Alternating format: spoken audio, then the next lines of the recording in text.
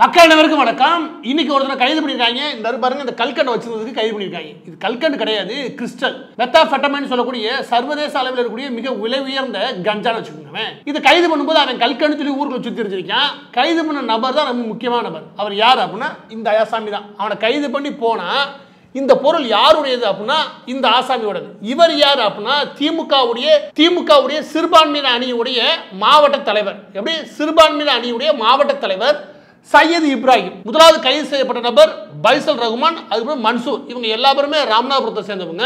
இந்த நபர் திமுகவுடைய நிர்வாகி. இந்த நிர்வாகியை சமீபத்தில் இன்னைக்கு துரைமுருகன் அவர்கள் கட்சியிலிருந்து நீக்கியிருக்காங்க. கொஞ்ச நாளைக்கு முன்னாடி தான் சர்வதேச அளவில் இதே மெத்தாஃபெட்டமைனை சர்வதேச அளவில் கடத்தின ஜாஃபர் சாதிக்கு ஒருத்தர் கைது பண்ணாங்க.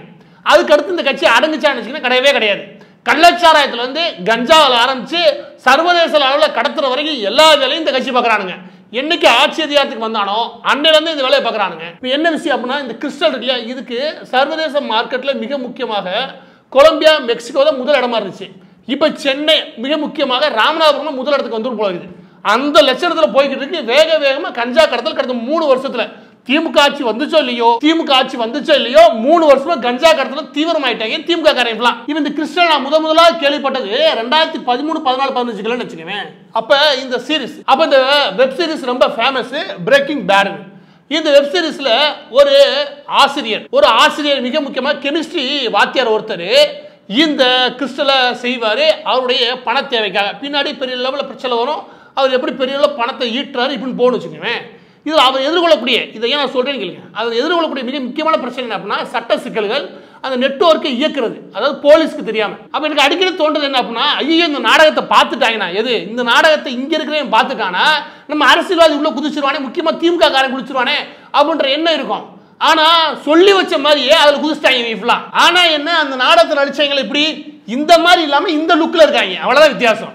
எனவே இந்த லுக்லயே நம்ம யோசிச்சு பழகிட்டோம்னா இந்த லுக்கை நம்மளால கிரகிக்க முடியல. மற்றபடி இவங்க எல்லா பேருமே அந்த வேலை தான் பார்த்துட்டாங்க. எல்லாருமே திமுக நிர்வாகி, அது ரொம்ப முக்கியம். இது எல்லாரும் திமுக காரன்றது மட்டும் கிடையாது. எல்லா பேருமே பெரும்பாலும் கைது செய்யக்கூடிய எல்லா பேருமே ராமநாதபுரம் மாவட்டம் நெருக்கிய சுத்திருக்கலையா அந்த வட்டத்தை சேர்ந்தவங்க. இலங்கையிலிருந்து கடத்துறது இல்லது இங்கிருந்து இலங்கை கடத்துறது, இந்த வேலைகள் ஈடுபட்டவர்கள். அதற்கடுத்து மிக முக்கியமான ஒரு பொதுக்குணம் என்னன்னா, கைது பண்ணக்கூடிய பெரும்பாலான நபர்கள் எல்லா பேருமே சிறுபான்மையின மக்கள். அதுக்கு மிகச்சிறந்த எடுத்துக்காட்டு சமீபத்தில் 112 கோடி மதிப்பில் தொழிலதிபர், அதாவது ராமநாதபுரத்தை சேர்ந்த ஏகப்பட்ட தொழிலதிபர்கள் இருக்காங்க. அதில் எல்லா தொழிலதிபர்களும் சொல்ல முடியாது, ஆனால் இப்படியான தொழிலதிபர்கள் அதிகமாக இருக்காங்கன்றது உண்மை. எனது கடத்தல், அது மிக முக்கியமாக கஞ்சா கடத்தல். அந்த கஞ்சா கடத்தலில் இறால் பண்ணை வச்சிருக்கேன், ஊருக்குள்ள இறால் பண்ணை வச்சிருக்கேன்னு சொல்லிட்டு இந்த வேலை பார்த்து வச்சிருக்காரு. சுமார் 112 கோடி மதிப்பிலான கஞ்சா பொருட்கள், 112 கோடி மதிப்பான கஞ்சா பொருளை கைப்பற்றுறாங்க. அவருடைய பேர் அமீர் சுல்தான். ஆனால் முதலாவது கைது பண்ணும்போது அங்க இருக்க அந்த செக்யூரிட்டி இருப்பார் இல்லையா, அவர் பேர் முஜிபுர் ரஹ்மான், அவரை தான் கைது பண்ணாங்க. அதோட அந்த வழக்கை முடிச்சுக்க பார்த்தாங்க. ஆனால் என்சிபி இருக்கு பாருங்க, அது தீவிரப்படுத்தி இவரை கைது பண்ணுச்சு. இப்போ என்ன விஷயம் இதுல 3வது 4வது விஷயத்தில் கவனிக்கணும் அப்படின்னா, இதுல கைது செய்யக்கூடியது எதுவுமே தமிழக காவல்துறை பெரும்பாலும் கிடையாது. இதை கைது பண்றது எல்லாமே என்சிபி, அதாவது மத்திய அரசு கீழே இருக்கக்கூடிய இந்த போதை ஒழிப்பு முகமை. மிக முக்கியமாக இந்த கஞ்சா பொருளை கடத்துறாங்களே, இதனுடைய நடமாட்டத்தை ஒடுக்கிறதுக்காக, அதுவும் பார்டர்ல ஒடுக்கிறதுக்காக செயல்படக்கூடிய என்சிபி போன்ற அமைப்புகள் தான் கஸ்டம்ஸ் போன்ற அமைப்புகளோடு சேர்ந்துக்கிட்டு இதை பற்றியான விஷயங்களை சேகரித்து கைது பண்றாங்க. இன்னைக்கு கைதா இருக்கக்கூடிய இந்த திமுக நிர்வாகி இருக்காங்களே அந்த கிறிஸ்டலை கடத்தி, இதை கூட என்சிபி தான் கைது பண்ணியிருக்கு, தமிழக காவல்துறை கைது பண்ணவே கிடையாது. இது ரொம்ப முக்கியமான குற்றச்சாட்டு. தமிழக காவல்துறை ஜாஃபர் சாதிக்க சுதந்திரமாக உலாவுவதற்கு அனுமதிச்சது இந்த காவல்துறை. எந்த இடத்துலையும் கைது பண்றதே கிடையாது. அவன் எப்படி அவ்வளோ ஃபேக்டரி அங்கங்கே வச்சுக்கிட்டு சத்துமாவுன்ற பேர்ல கஞ்சாவை கடத்த முடிஞ்சிச்சு, இதே மெத்தாஃபெட்டமைனை சர்வதேசத்தில் கடத்த முடிஞ்சிச்சு. அதற்கு காரணம் உள்ளூர்ல இருக்கக்கூடிய காவல்துறையோட ஆசீர்வாதம். அதற்கு மிக முக்கிய காரணம் திமுக கட்சி ஆளுங்கட்சியா உட்கார்ந்துட்டு மாவட்ட செயலா உட்கார்ந்துட்டு இந்த போலீஸை கட்டுப்படுத்துறது. இதன் விளைவு இந்த கஞ்சா நடமாட்டம் அதிகமா இருக்குன்ற பிரச்சனை கிடையாது. இதை தாண்டி என்ன நடக்குது அப்படின்னா, குழந்தைகளிடம், அதுவும் மிக முக்கியமாக கல்லூரி மாணவர்கள்ட்ட கஞ்சா பழக்கம் சர்வ சாதாரண மாறி போச்சு. எல்லா பேரும் கஞ்சா ஏத்துறான். அதுலயும் மிக முக்கியமாக ஐடி ஊழியர்கள், அது சொல்லவே வேணாம். சனி ஞாயிறான இந்த கஞ்சாவுடைய ஆட்டம் உச்சமா இருக்குது. அது முதல் காரணம் திமுக ஆட்சி அதிகாரத்தில் வந்து உட்கார்ந்தது. என்னப்பா 2-3 சொல்றீங்க கேட்காதீங்க, எடுத்து பாருங்க. கடந்த 3 வருஷத்துல ராமநாதபுரத்தை மையமா வச்சு இருக்கக்கூடிய நபர்களை, அதுவும் இந்த போதைப் பொருள் சம்பந்தப்பட்ட கடத்தல் விஷயத்தில் கைது பண்ணப்பட்ட நபர்களுடைய பட்டியலாம் எடுங்க. நான் சொல்ற மாதிரி தான் வரும். எல்லா பேருமே திமுகவுக்கு நெருக்கமா இருப்பாங்க. இதுல ஒரு விசித்திரமான சில விஷயங்கள் நடக்கும். அது என்ன அப்படின்னு கேட்டீங்கன்னா, இவர் இருக்கார் பாருங்க, இவர் ஒரு நாள் கைது பண்ணாங்க ஒரு படகுல வச்சு. அவர் 30 லட்சம் மதிப்புள்ள கொக்கைனை கடத்துறதுக்காக.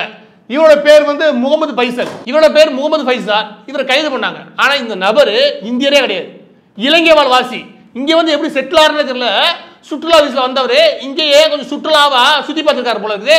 சுத்தி கடத்தி தெரிஞ்சிருக்காப்ல ஆளு. இவர் எங்க இருந்தார்? ராமநாதபுரத்தில் உட்காந்துக்கிட்டு. அதே மாதிரி 2024 ஒரு கட்டுமரத்தை ஒன்று பிடிச்சானுங்க. எங்க?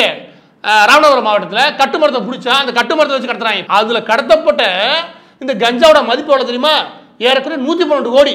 112 கோடி அந்த கட்டுமரத்தில் இருக்குன்னு எவனும் நினைக்கவே இல்லை. ஒழிச்சு வச்சிருக்கானுங்க ஒரு முள் பகுதிகளை நைட்டான கடத்துறதுக்காக. இது கடந்த 8ஆம் தேதி ராமநாதபுரம் பகுதியில் கைப்பற்றப்பட்ட கஞ்சா. இதோட மதிப்பு சுமார் 20 கோடி. இது ஐஸ் வடிவில் இருக்கும். ஒரு போட்டு ஐஸ்ன்றாங்க, இன்னொரு போட்டு கிறிஸ்டல்ன்றாங்க, இன்னொரு போட்டு ஆயிலாவும் கடத்துறாங்க. இங்க இருக்கக்கூடிய மிக முக்கியமான கஞ்சா செடிகளை அதை அப்படியே ஆயிலா மாற்றி அதை எல்லாத்தையுமே எண்ணெயாக மாற்றி அதையும் கடத்துறாங்க.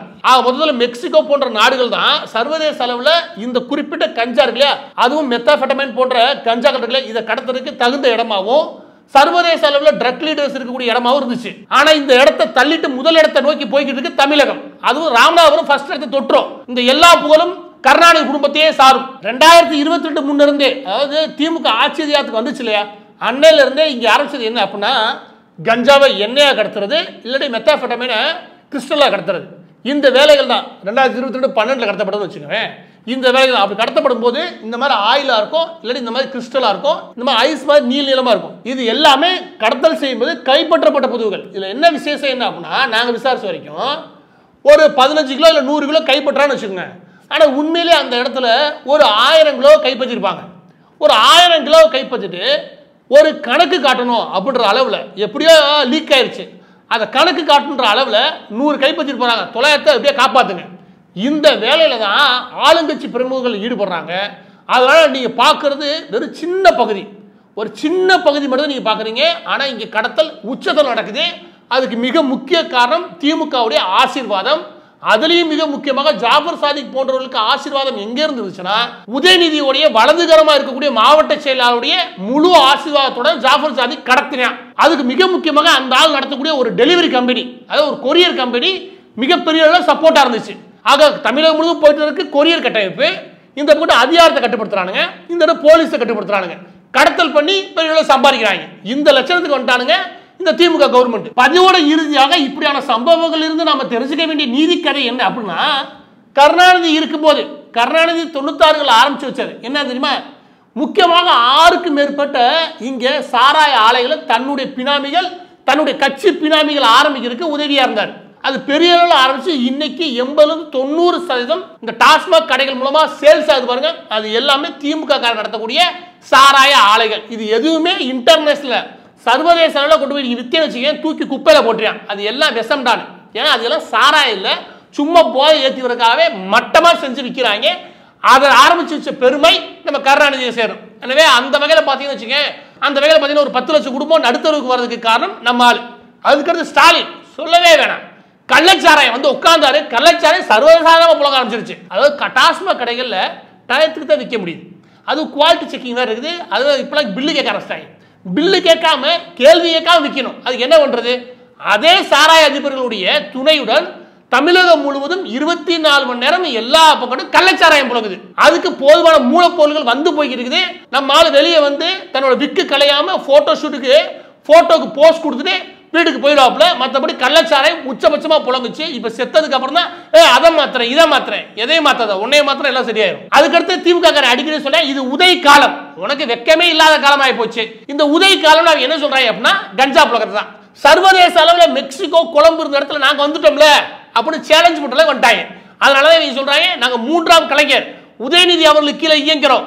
அது என்ன சொல்ல வராங்க அப்படின்னா, பாருங்க நீங்க தரமில்லாத சரக்கு பத்தி பேசிக்கிறீங்க. நான் சர்வதேச அளவில் தரத்துல நாங்க மெத்தாஃபெட்டமைனே செய்யற அளவுக்கு கொண்டு வந்தீங்களா, அப்படிதான் திமுக காரன் சொல்றதுக்கான வாய்ப்புகள் உண்டு. இதுல முதல் ஒன்று காமிச்சேன், அது பிரேக்கிங் பேட் ஒன்று காமிச்சேன்னா, அதுல ஒரு சாதாரண ஆசிரியர் கஷ்டப்படுறாரு அந்த மெத்தாஃபெட்டமைனை கண்டுபிடிச்சு கொண்டு விற்கிறதுல.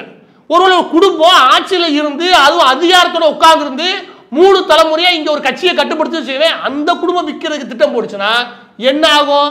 இதே நமக்கு இருக்கிற பயம்.